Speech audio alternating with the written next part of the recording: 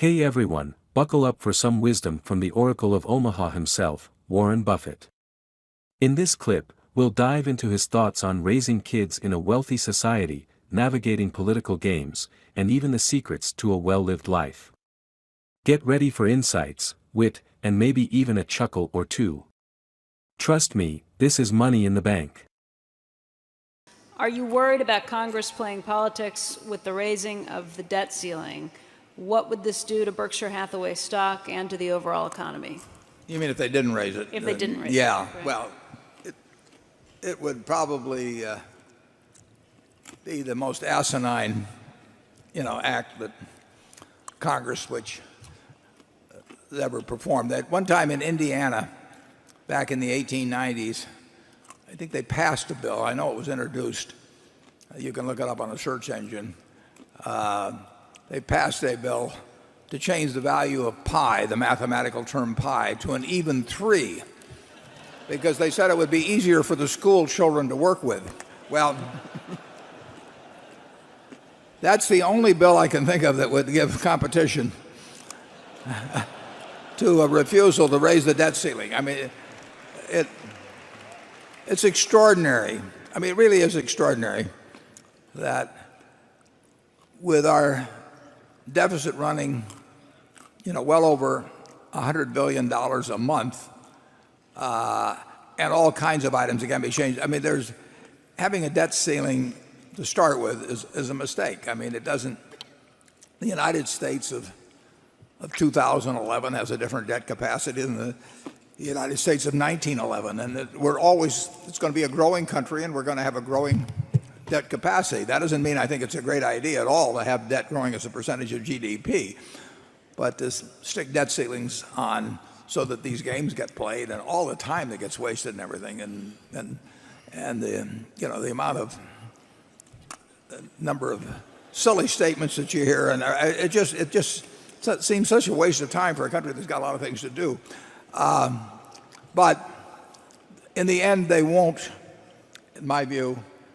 There's no chance that they don't increase the debt ceiling, and I would love to see them, I'd love to see them eliminate the idea, because it results in these periodic kind of stalemate operations where everybody uses it for posturing purposes and everything of the sort. But the United States is not going to have a debt crisis of any kind as long as we keep issuing our notes in our own currency.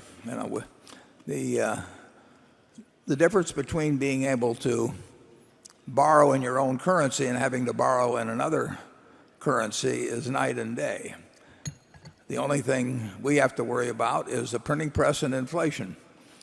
And if you're a member of the European Monetary Union, you have to worry about, you can't print money. You can go and get your co-members to try and help you out. But giving up the right to issue debt in your own currency is a huge step, and the United States has not done it. I don't know whether we've ever issued U.S. bonds in any other currency, but we certainly haven't made a habit of it. And the Japanese, incidentally, which have a very high ratio of debt to GDP, also have consistently borrowed in their own currency. And believe me, when it's time to pay somebody back, and you have a choice of paying, and you're forced to pay in somebody else's currency versus paying in your own, it's an entirely different proposition. Matter of fact, Charlie and I, we were trying to buy that bank back in Chicago. Yeah, in Chicago in the late 1960s. And this was a time of really tight money, and tight money was different then than tight money is today. I mean, tight money meant no money. And we wanted to buy this bank, and they wanted, the only place we could find some money, I think, was in Kuwait in dinars, wasn't it? Yeah, Kuwait dinars. Yeah, and I thought to myself, and Charlie concurred, who the hell knew what they were going to say the value of the dinar was when we went to pay it back? I mean, it was not something over which we had a lot of control. So we decided not to borrow the money in dinars, even though kind of wish we'd bought the bank. But, Charlie, have you got anything to say on that? No. I do think, I remember an era when we had a bipartisan foreign policy and all that, and I liked that era. And that was the Marshall Plan, and a lot of wonderful, constructive things were done. And they were generous things. Now it seems to me that both parties are trying to compete to see who can be the most stupid. And they keep topping one another. Yeah. Hold on to your hats, folks, because Buffett's about to drop some truth bombs on raising kids with a silver spoon. He warns against entitlement and encourages nurturing passions, not just paychecks. Remember, a life well lived isn't measured in mansions, but in the things that truly spark your soul.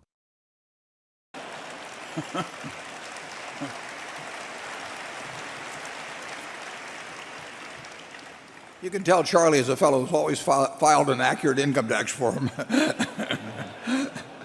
He's not worried. Number 7. 100 years from now, Warren and Charlie, what would each of you like to be remembered for? Old age. Yeah, I've heard Warren say that what he once said at his funeral is, "That's the oldest looking corpse I ever saw." I have a different saying that came down from one of my great-grandfathers, and I think he wanted to be remembered for a fortune fairly won and wisely used. That's a pretty good system. Yeah, I would, if you really ask me, I'd probably like teacher. I enjoy teaching a lot. And some people think I do a little too much of the didactic stuff, but I like students coming and I benefited by some fabulous teachers, starting with my dad, but going on to Ben Graham, going on to Tom Murphy. I mean, there are lots of great teachers. So I would say that. I might point out that on Wilt Chamberlain's gravestone, I think it says, "At last I sleep alone," which. Yeah. Well, we have some people from Kansas here anyway. Okay, Becky. Charlie, I got several variations of this question, but this one comes from Peter Kerr in Waterloo, Canada. He says, could you please let us know a couple of the most important things you learned during the last year? I'll let Charlie go first. Well, I hate to admit this because I've ignored high tech all my life, but I actually read that book, In the Plex, about Google, and I found it a very interesting book. And so here I am at my advanced age, and I find it interesting the way people have created these engineering cultures, which are quite peculiar and different from most of what we have at Berkshire. And will I ever make any use of this? I doubt it, but I certainly enjoyed learning it.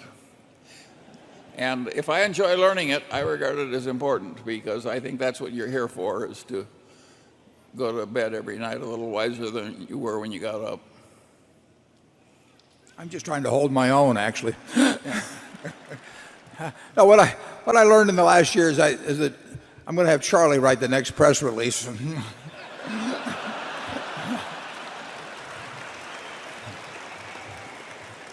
Warren, I approved that damn press release with no objections. The Berkshire shareholders are going to be in terrible trouble if they're relying on me to fix your errors.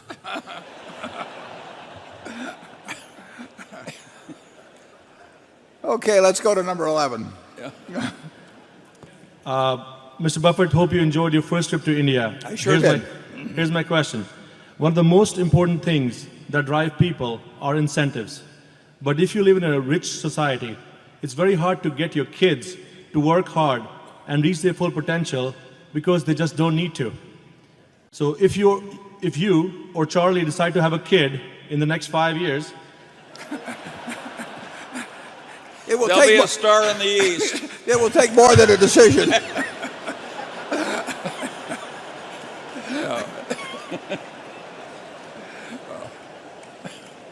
How would you incentivize him or her? I thought you were going to say, how would you?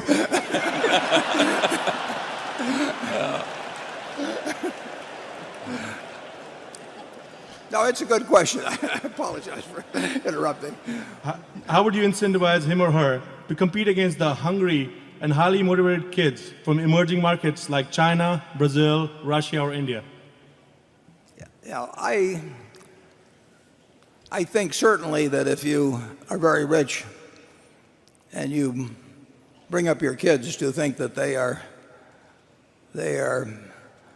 more important in society, or that they have some special privilege simply because they came out of the right womb, that's just a terrible mistake. But Charlie has raised 8 children that I know quite well, most of them, and I don't think any of them have that sense. But if you really are going to raise your kids to think that other people should do all the work for them, and that they will be entitled to sit around and fan themselves for the rest of their lives, I mean, you will probably not get a good result.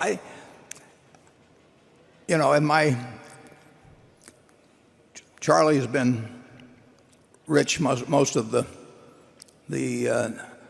time when many of his kids were growing up. Some of his kids were growing up. I've been rich while my kids were certainly when they got into high school and college. But I certainly didn't want to give them the idea that they were special just because their parents were rich. And I don't think you necessarily have to get a bad result or have children that don't have any incentives simply because their parents are rich. The one thing I don't think you want to give them an incentive to do is try and outdo their parents at what their parents happen to be good at. I don't think that makes sense, whether you're a professional athlete or a rich person or whatever it may be, a great novelist, or you name it. But I really think if you're rich and your kids turn out to have no incentives, I don't think you should point at them. I think you should probably point at yourself. Charlie? Well, I don't think you can raise children in an affluent family and have them love working 60 hours a week in the hot sun digging fence post holes or something. That's not going to work. So to some extent you are destroying certain kinds of incentives. And my advice to you is to lose your fight as gracefully as you can.